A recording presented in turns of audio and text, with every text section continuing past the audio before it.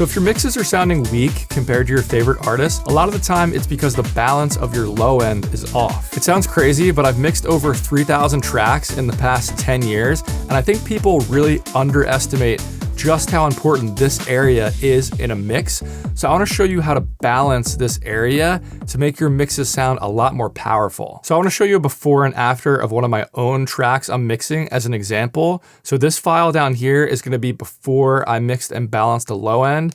And then this is going to be after I mixed and balanced the low end. And just pay attention to how much more powerful the low end and the bass sounds after. Feel that pressure.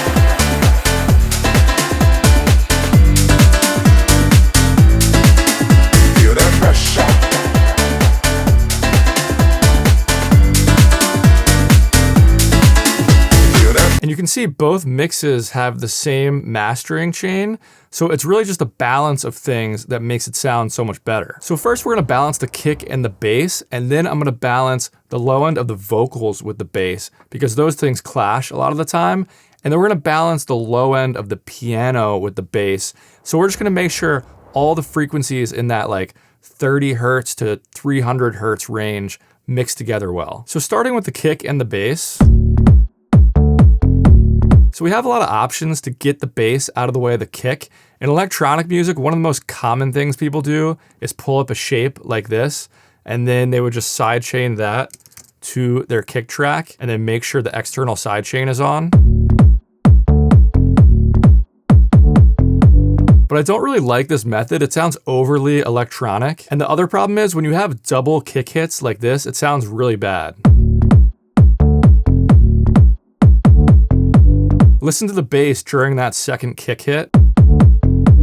It just sounds totally unnatural. So the first thing I'm gonna do here is actually duplicate our kick track and just copy over this double kick to the new track. And then every time the double kick shows up in the rest of the track, we can make sure it's also showing up on this track. And then we could drag this out every time the double kick happens. And the important thing here is you don't want to be able to hear this track, so I'm just going to set it to no output. And then back on our normal kick track, I'm actually going to want to trace the shape of our kick. So I've just turned the volume off for now because you don't need to hear the kick, you just need to actually see the shape. And I'm just going to trace it like this. That looks pretty good. And then I'm just going to copy this setting. Now if we go back to our bass track, all I'm gonna do is paste that setting and then flip it vertically. So we have the exact opposite shape. And this is just so we're not throwing a random shape on the bass. It actually is tailored to the shape of the kick so they fit together well. Now this is way too much sidechain and it sounds unnatural. So what I'm gonna do is separate this into two different bands.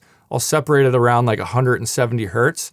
I'll copy this wave over to the higher frequency band, and then I'm gonna make this band a little bit shorter so the sidechain isn't giving us as much of a pumping effect. And then I'm also gonna take the mix of that higher band down a little bit so it sounds more natural.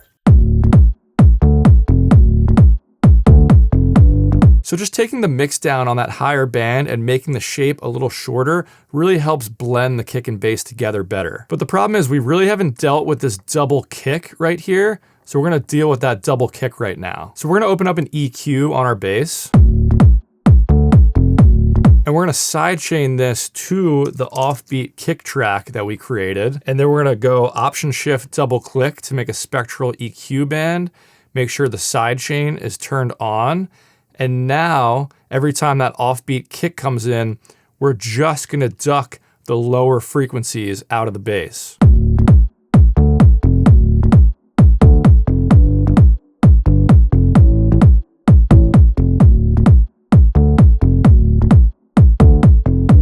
This way we don't get that like unnatural pumping where we're turning the entire bass down when that offbeat kick comes in. Instead, we're just turning down those low frequencies that are gonna clash when the offbeat kick comes in. So now I wanna switch gears and focus on the low end of the vocals. I got fire in my feet, get that chest up, feel that pressure, got me dancing in the heat, under stressor, feel that pressure. So it's a pretty deep vocal, so it has a lot of low frequencies around this area right here. So what's important at this point is to figure out the hierarchy of importance for the sounds in your tracks. Like, is the bass more important than the vocals, or are the vocals more important than the bass? And I would say the vocals are the most important part of most songs. So I'm gonna want the bass to give way to the vocals and not the other way around. So what I'll do is add another EQ right on the bass track, but this time I'm gonna sidechain it to our vocals. So then I'll go Option Shift double click to make that spectral EQ band. And now we can sidechain this specific area of the bass to the vocal track. I got fire in my feet. Get that chest up, feel that pressure. Got me dancing in the heat, under stressor. Feel that pressure. That's just gonna make the low end of the vocals fit with the bass more like puzzle pieces instead of fighting for that space down there in the low mids. So now let's add back in the main piano track. Feel that pressure.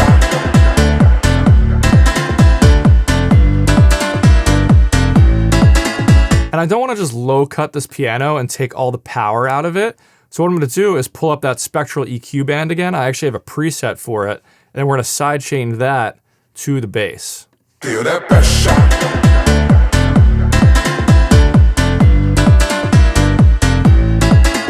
Feel that pressure.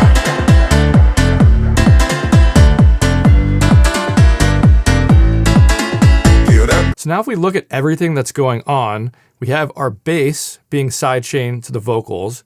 We have the bass again being sidechained to that offbeat kick. We have the piano being sidechained to the bass. Then on the sub-frequencies of the bass, we have the exact opposite shape of the kick. And then on the high end of the bass, we have less sidechain. And all of these changes just allow us to push up the low end and make it more powerful without actually having a muddy mix. Also, the bass in the track is a blend between this one and this one. If you want those bass sounds, they're both in my new pack, Secret Sauce for Serum 2, which you can get at bigzsounds.com. Anyway, now I want to play the full track together again so you can hear it all happening at once. Feel that pressure.